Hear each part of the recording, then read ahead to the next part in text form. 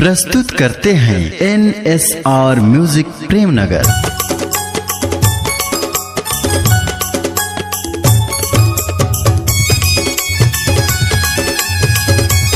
आप सुन रहे हैं डीजे करण सिंह पंजरों का मिक्स किया हुआ गाना। झूरा लकड़ी कस झुरा के हो तोरे सुरता क्या? झूरा लकड़ी कस झुरा के हो तोरे सुरता तोरे सपना आते हो मुला सोए डसना अच्छा सपना आते हो मुला सोए डसना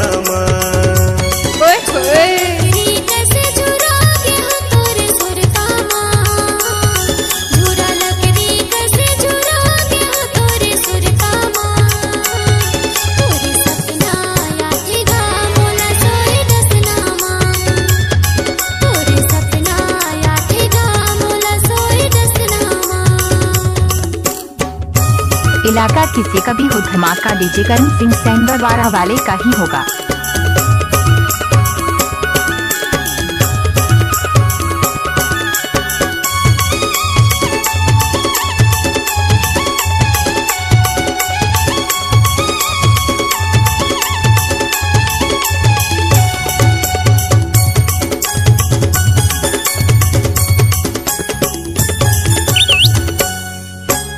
आमा खाए के बहाना करके तय दौड़े चलियाना आमा खाए के बहाना करके तय दौड़े चलियाना तोलय गोरत रही रानी अमरैया मयाना तोलय गोरत रही रानी अमरैया मयाना। डीजे करण सिला मंडला वाले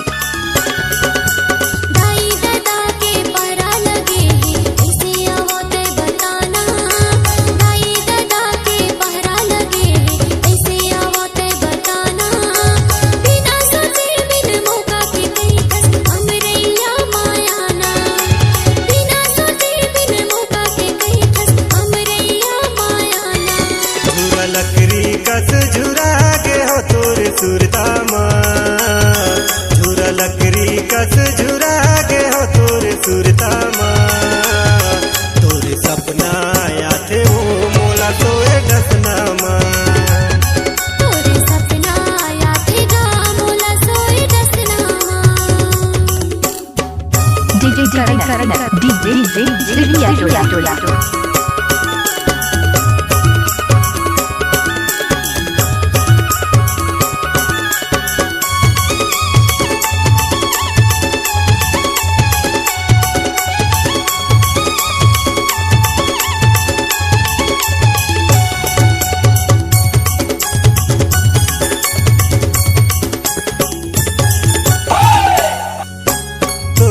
माया के हल्ला होगे पारा मुहल्ला।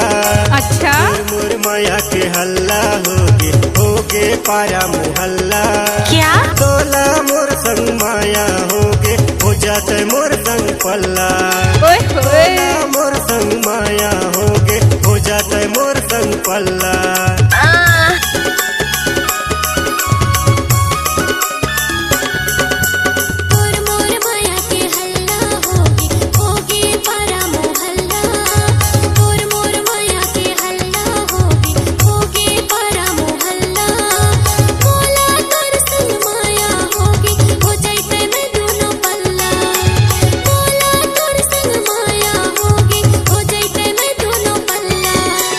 लकड़ी कस